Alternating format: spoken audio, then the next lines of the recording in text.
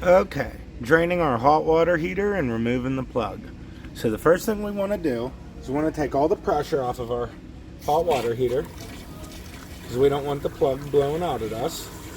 So we're just going to open that up.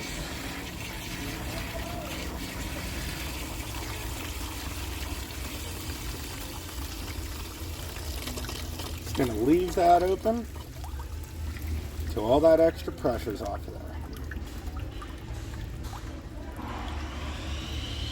Now the next thing we're going to do is take our 1 1/16 socket. Going to put it on our plug. Go counterclockwise.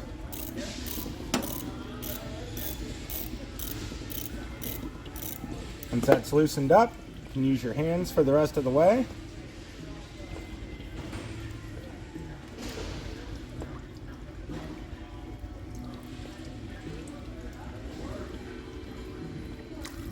Now we can simply let her drain.